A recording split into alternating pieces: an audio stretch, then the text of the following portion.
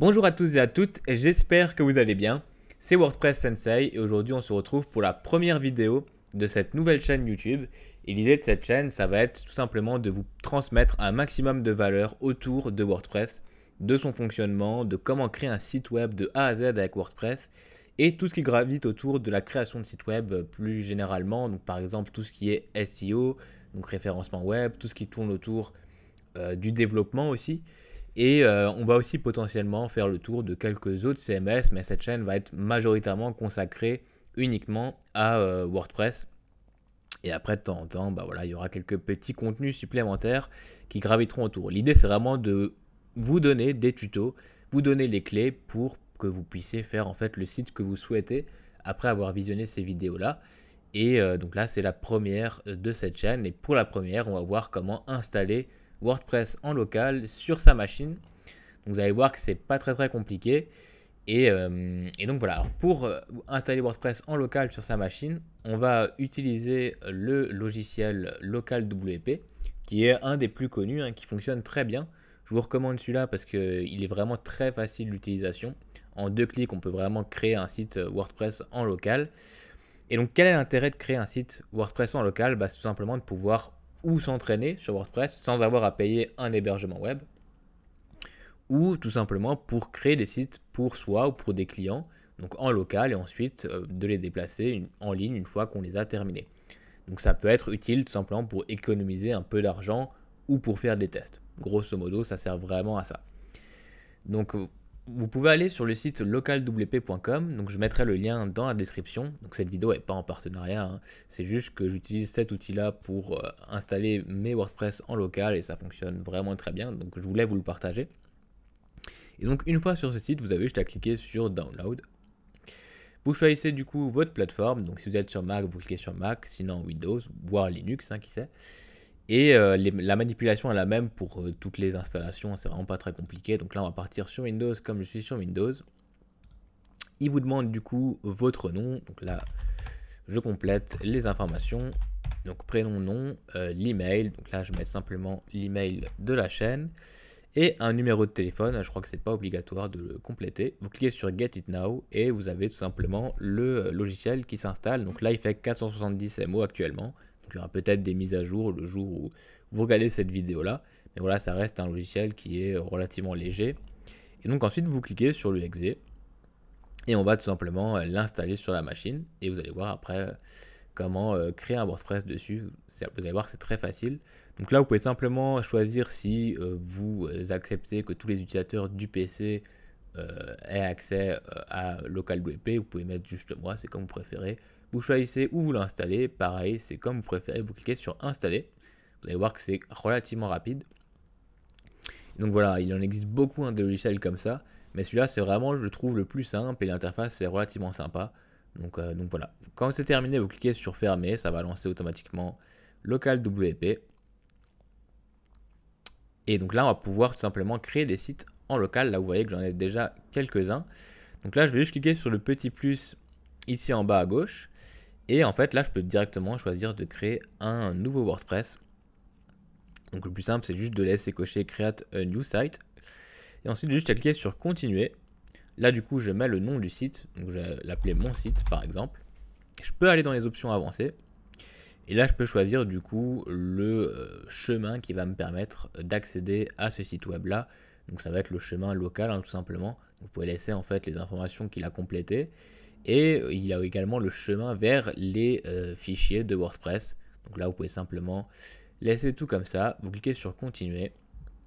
Vous pouvez choisir du coup la version PHP que vous utilisez, la database si vous avez déjà créé une database avant. Donc ça, vous pouvez le faire directement sur LocalWP. Et le type de serveur entre Nginx ou Apache. Donc là, on va simplement laisser Preferred. Il va automatiquement mettre la dernière version de PHP disponible sur LocalWP. Donc là, vous voyez qu'on est en 8.1.9. Donc c'est une des dernières. Et ça suffit largement pour WordPress pour le coup. Donc installez juste pas une version PHP inférieure à 7.2. Parce qu'aujourd'hui, la dernière version de WordPress ne fonctionne pas forcément avec ces versions-là. Donc voilà, vous partez sur du 8. quelque chose et vous êtes vraiment tranquille. Vous cliquez sur Continuer. Là, vous mettez du coup votre nom de compte WordPress. Donc là, je vais simplement mettre admin par exemple. un mot de passe. Là, vous pouvez mettre ce que vous voulez. Sachant qu'on est en local, il n'y a pas de risque que quelqu'un vienne vous hacker. Mais si un jour vous déplacez le site web et que vous avez mis du coup un mot de passe qui n'était pas très compliqué, pensez bien à modifier votre mot de passe une fois que le site est en ligne pour éviter tout simplement de se faire hacker derrière. Et après, vous pouvez simplement choisir si c'est un WordPress multisite ou non. Donc là, on va simplement laisser cocher non et on lui demande aussi du coup l'email WordPress. On peut laisser cet email là ou mettre notre email, c'est comme vous préférez. Vous cliquez sur Add Site, vous autorisez les accès à votre réseau. Hop. Donc là, pas d'inquiétude, il n'y a pas de risque. Et là, ça va simplement ajouter WordPress à mon local WP. Donc là, il est bien en fonctionnement. Vous voyez qu'il y a le petit point vert ici. On peut le stopper quand on veut. Là, vous avez toutes les infos du coup de WordPress, de la version de PHP, du type de serveur utilisé, de la version de WordPress aussi juste en dessous, de la version PHP, la version de SQL aussi. Et ensuite, vous avez juste à cliquer sur OpenSite par exemple ou WP Admin pour accéder à l'admin. Donc là, il va simplement vous ouvrir une fenêtre.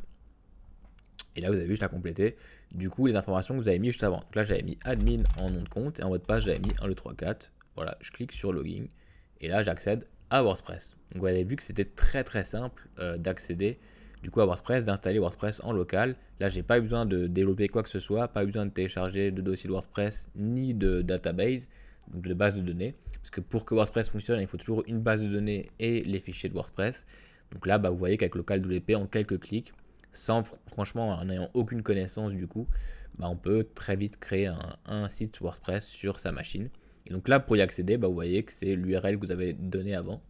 Donc mon site.local/wp admin. Donc voilà, il faut toujours mettre le WP admin pour se connecter à WordPress. Donc ça, normalement, je vous apprends rien. Et donc voilà, vous avez du coup votre WordPress qui fonctionne. Et donc pour après y réaccéder plus tard, il faut bien relancer local WP et lancer du coup le site en question.